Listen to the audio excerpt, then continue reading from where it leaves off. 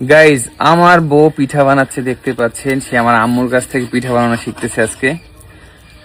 এই যে উল্টাতে হয় না এটা, আচ্ছা যাই হোক, এটা এক পাশে দিতে হয়, এটা উল্টাতে হয় না। ও প্র্যাকটিস করছে। ওকে, এবার তুমি পুরোটা করবা দেখি। একটু জাল দাও, মাটির চুলাতে জাল দিতে হয়। হ্যাঁ, হালকা দিয়ে দাও, ওই যে নারকেলের পাতা দিয়ে দাও, তাহলে তোমার জন্য ইজি হবে। এত ইজি না এটা, চোখ জ্বলতেছে আমার।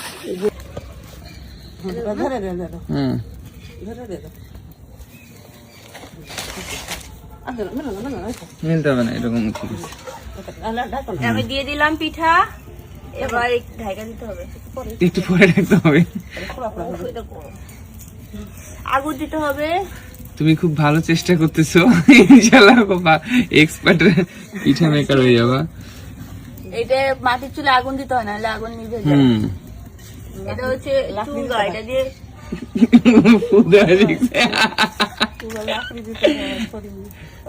ও লাকড়ি দিতে হয়। লাকড়ি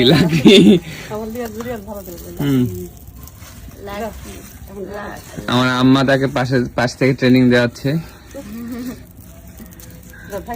এবার ঢেকে দাও। ঢেকে দিতে হবে।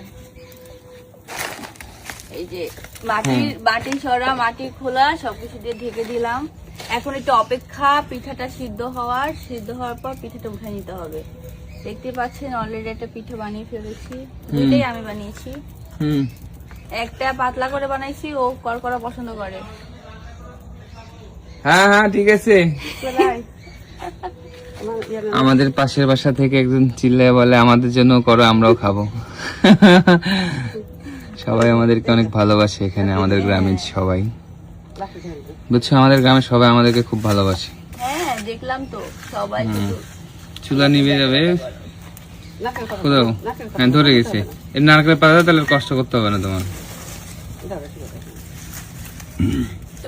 এটা কিন্তু এত ইজি না রান্না করা, কঠিন আছে অনেক, মানে মেকানিজম আছে এর মধ্যে। ঠিক মতো চুলাতে জাল দেওয়া, তারপরে হচ্ছে এই তোমার ইয়ে করতে হবে, আটাটা ঠিক মতো গুলাইতে হবে গরম পানি দিয়ে, তারপরে হচ্ছে আবার এই যে এটা কখন ঢাকতে হবে, কখন তুলতে হবে, এই ব্যাপারগুলা কিন্তু আছে। ঠিক আছে, পিঠা মেবি হয়ে গেছে, আরেকটু মনে হবে না? না হয়ে গেছে, হয়ে গেছে। শর্ট চলে। পিঠা মনে আমার হয়ে গেছে। উফ, পারফেক্টলি যে পিঠা বানিয়েছি আমি। দেখতে পাচ্ছ, বানিয়ে ফেলেছি। আলহামদুলিল্লাহ, আমার পিঠা বানানো হয়ে গেছে। না একটু গোলা দিয়ে দিই।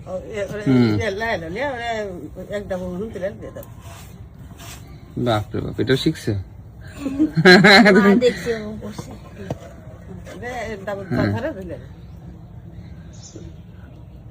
দিও না, মা বসে হ্যাঁ এটা অনেক বড় হয়ে গেল পিঠা।